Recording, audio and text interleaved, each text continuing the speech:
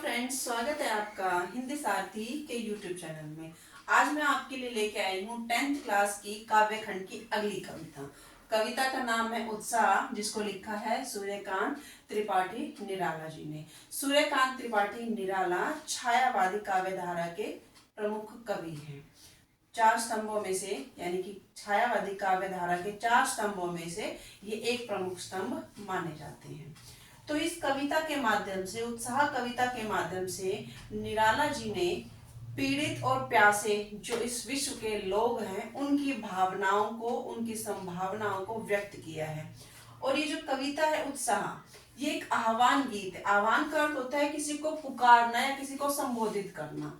तो कवि यहाँ पर जो लोग हैं उनके संदर्भ से, यानी कि उनकी तरफ से बादल को पुकार रहा है, बादलों का आह्वान कर रहा है कि आप आइए, यानी कि बादलों को कह रहा है कि आओ बादल बरसो और इस पृथ्वी पर, इस धरा पर जितनी गर्मी है और भूख और प्यास के मारे, गर्मी और उमस के मारे जो लोग तड़प रहे हैं, उनकी प्यास बुझाइए और इस धरती को शीतल करिए।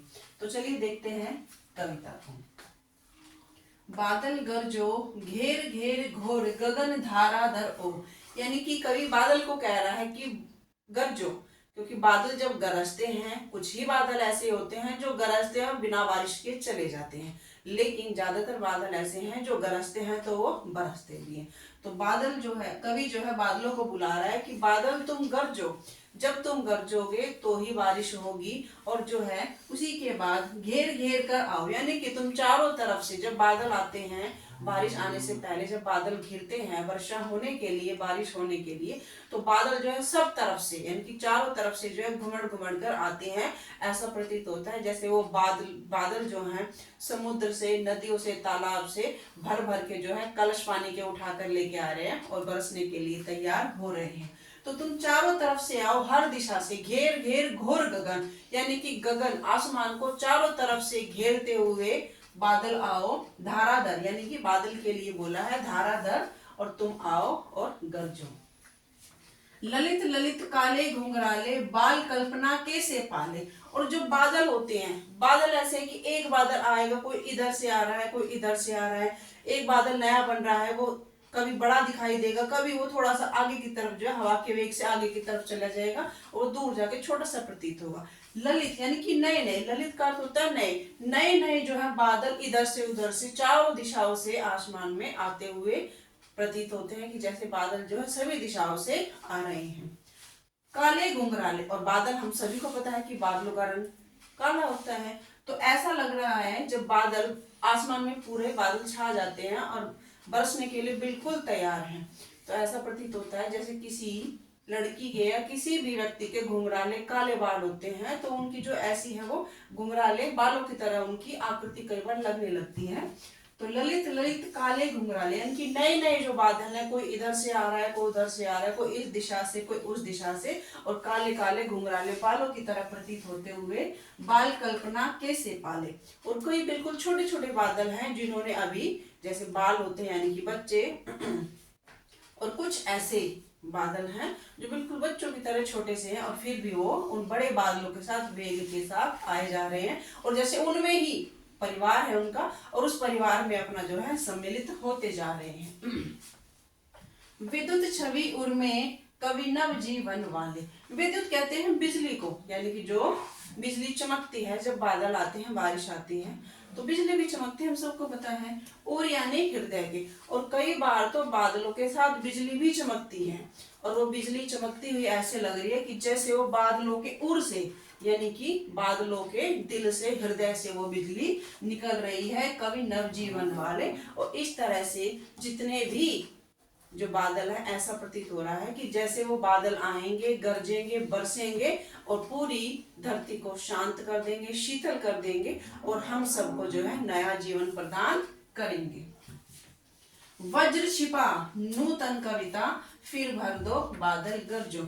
और वज्र यानी बिजली के लिए बोला है कि कई बादल तो ऐसे होते हैं कि उनमें बहुत ज्यादा बिजली जो है चमकती है और प्रकाशवान होती है। तो वज्र छिपा, उन बादलों के अंदर वज्र छिपा है बिजली के रूप में, जो बिजली जो चमकती है, गरजती है। वज्र छिपा नूतन कविता फिर भर दो बादल गरजो। और जब कविता आती है तो जो कवि होते सॉरी जब बादल आते हैं तो जो कवि है उसके मन में भी जो है नए नए विचार आने लगते हैं। जो हमारे कवि हैं सूर्यकांत त्रिपाठी निराला जी, बादल उनका प्रिय विषय है। उन्होंने बादल के ऊपर बहुत सारी कविताएं लिखी हैं।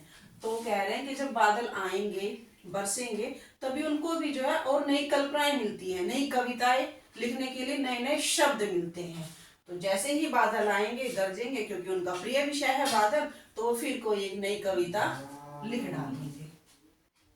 विकल विकल उन्मन थे उन्मन, विकल यानी कि परेशान, जिसका जो है जो बादल है वो इधर उधर से आ रहे हैं। उन्मन परेशान, ऐसे व्यक्ति जो गर्मी से परेशान हैं, जिनका मन स्थिर नहीं है, गर्मी के मारे उमस के मारे परेशान से रहते हैं। तो ऐसे जन का, विकल यानी संसार का, ऐसे जो लोग हैं उनमें ऐसे बहुत, ऐसे संसार में इस दुनिया में ऐसे बहुत से लोग हैं जो गर्मी से प्यास से तड़पते रहते हैं। लेकिन जैसे ही बादल आते हैं, बारिश शुरू हो जाती है, तो वो बहुत खुश हो जाते हैं। उन्मन थे उन्मन यानी कि ऐसे पीड़ित और प्यासे लोगों के मन को जो है खुशी प्रदान होती है जब अगर बादल आते हैं और बादल गरजते हैं।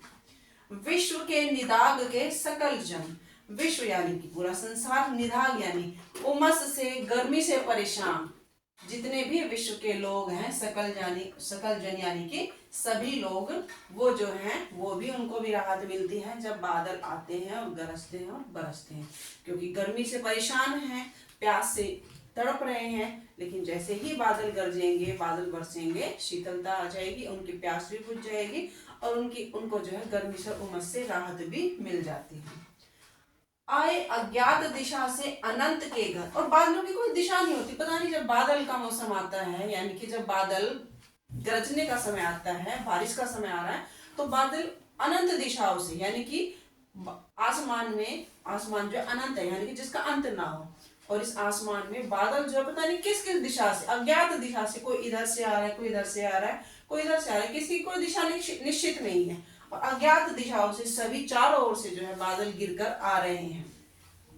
तप्त धरा जल से फिर शीतल कर दो बादल गरजो, यानी कि सब तरफ से जो है बादल गिर गिर कर आ रहे हैं, और फिर जितनी भी तप्त धरा है यानी कि गर्मी से ये जो हमारी पृथ्वी है ये तप गई है, गर्मी की वजह से तप जाती है, और जैसे ही बादल गरजते हैं फिर वो जो है जल से फिर वो शीतलता उनको मिल जाती है, और सभी लोग जो हैं खुशी से प्रसन्न हो जाते हैं, उनकी जो है प्यास बुझ जाती है।